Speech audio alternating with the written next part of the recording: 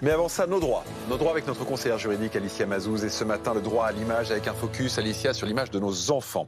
On va faire du concret, d'entrée. Faire circuler les images intimes d'un élève dans un établissement scolaire, c'est quelque chose de très grave aux yeux de la loi.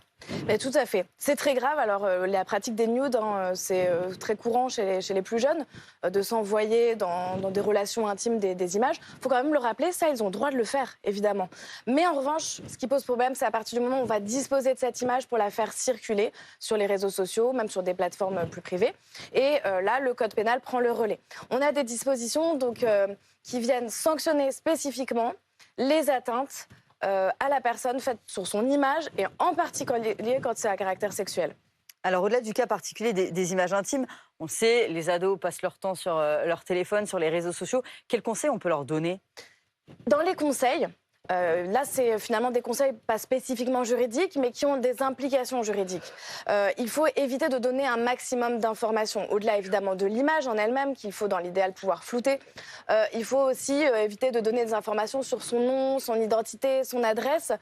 En ce sens, il faut vraiment conseiller l'ouvrage de Véronique Béchu, qui est une policière spécialisée dans la cybercriminalité, pour les enfants en particulier, et qui a écrit cet ouvrage de référence, à mon sens, pour sensibiliser les parents, mais aussi les adolescents, pour qu'ils comprennent les enjeux de la publication de ces images et des informations sur Internet, notamment en matière de pédocriminalité. Alors, s'il y a des images qui circulent, de quel levier juridique on dispose pour les faire sauter ?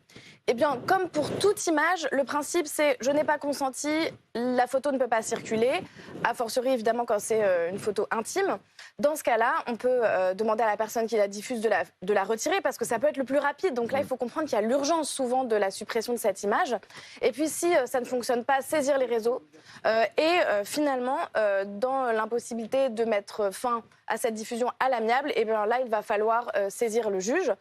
Cette saisie, donc, ça peut être un juge civil. Le juge civil, lui, va donc intervenir pour permettre la suppression de l'image. Donc c'est possible parce que parfois on croit qu'une fois que c'est sur Internet, sur les réseaux sociaux, c'est fini, on peut plus l'enlever. Non, pas du tout. Au contraire, c'est possible et c'est important de le dire aux gens. Il n'y a pas de fatalité. Le problème de l'image sur Internet, c'est qu'elle circule très vite. Donc une fois qu'elle échappe, elle est partagée, elle va partout. Donc l'urgence du juge n'est pas suffisamment rapide souvent pour pallier cette difficulté. Et en matière pénale, on va avoir un levier supplémentaire qui est quand même la sanction. Donc, il faut le rappeler aux gens. Publier une image à caractère sexuel, c'est passible d'une peine d'emprisonnement et d'une peine d'amende, au-delà de la réparation du préjudice causé à la victime. Alors on dit à nos adolescents de faire attention, mais attention aussi aux parents quand ils postent des photos de leurs enfants. Ouais. Et oui. Et là, c'est un message très important à vous faire passer, vous les parents, ce matin. Ayez conscience qu'à 13 ans, selon une étude anglaise, 1300 photos sont disponibles en ligne pour un enfant. C'est énorme. À 13 ans. C'est-à-dire qu'il a possiblement même pas donné son Et c'est avis. 1300 photos que nous avons mis à disposition sur Internet. La Nous, plupart les du copains, cas, la famille, les amis, etc., sans flouter, sans faire attention. Vous voyez parfois des pratiques avec des gens qui mettent maintenant des cœurs sur le visage de leurs enfants, etc. C'est pour, une fois encore, éviter le détournement de ces photos. Les photos à la plage, dans le bain, c'est une catastrophe en matière de pédocriminalité. Donc les parents, vous devez être les premiers à protéger l'image de vos enfants. Et on pense aussi au cas des parents influenceurs, dont le business model repose et l'enrichissement des familles repose sur l'activité commerciale.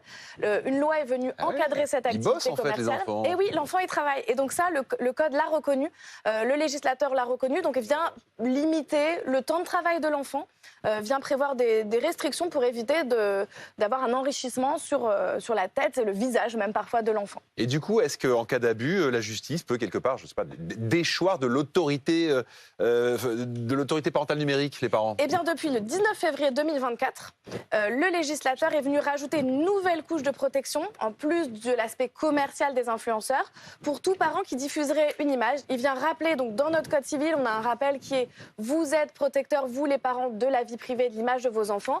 Et si un des parents n'est pas d'accord avec la diffusion faite par l'autre, un juge peut interdire la publication d'une image. Et pour répondre à la question, effectivement, eh bien là, sur le volet autorité parentale, on peut retirer ce droit aux parents s'ils ne protègent pas la dignité de leur enfant. Merci beaucoup, Alicia. On en passe à